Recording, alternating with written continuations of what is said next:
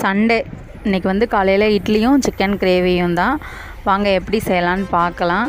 Sunday அப்படின்னாலே chicken மட்டன்லாம் எடுக்கணும் அப்படிங்கிற ரூல்ஸும் கட்டாயம்லாம் எங்களுக்கு கிடையாது. நாங்கள் வந்து சண்டே மேக்ஸிமம் எடுக்க மாட்டோம்.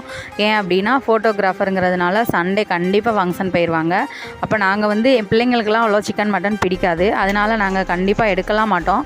எப்போ டைம் கிடைக்குதோ, எப்போ வீட்டில் இருக்கிறாங்களோ அப்போ எடுத்துக்கிடுவோம். சண்டே தான் எடுக்கணும்னு இல்லை, இடையில கூட புதன் செவ்வாய் இந்த மாதிரி என்ன கிளம்புனாலும் எடுத்துக்கிடுவோம்.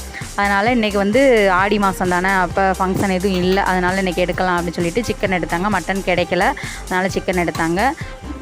சிக்கனுக்கு வந்து ஒரு குக்கரில் வச்சு, இன்றைக்கி குக்கரில் தான் வச்சேன். இட்லிக்கு பிள்ளைங்க வந்து இன்றைக்கி கிளாஸ் போகிறாங்க, நீட் கிளாஸ் போகிறதுனால காலையிலேயும் வச்சிடலாம் அப்படின்னு சொல்லி இட்லிக்கே வச்சுட்டேன். குக்கரில் தான் வச்சேன். வீட்டு மசால் பொடியை போட்டு தான் வச்சுருக்கிறேன். கொஞ்சமாக வந்து நான் சிக்கன் மசாலான்னு தனியாக அரைச்சி வச்சுருக்கிறேன். அதை போட்டே வச்சாச்சு இன்றைக்கி கிரேவி சிம்பிளாக. குக்கரில் எண்ணெய் ஊற்றி பட்டை கிராம்பு எல்லாம் போட்டுட்டு சிக்கனை கழுவி வச்சுருக்கிற சிக்கனையும் போட்டு வத்தப்பொடி, மல்லிப்பொடி, சீரகப்பொடி எல்லாம் போட்டுட்டு வீட்டு மசால் பொடி கொஞ்சம் போட்டு நான் சிக்கனுக்குன்னு அரைச்சி வச்சுருக்கிற பொடியும் கொஞ்சமாக போட்டுட்டு மல்லி இலை தூவி கொஞ்சமாக நல்லெண்ணெய் ஊற்றி குக்கரை மூடி வச்சிடலாம்.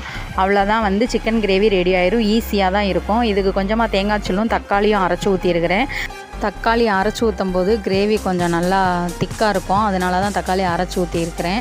ஒரு 3 விசில் விட்டோன்னே சிக்கன் வந்து நல்லா வெந்து கிரேவி ரெடி ஆயிரும்.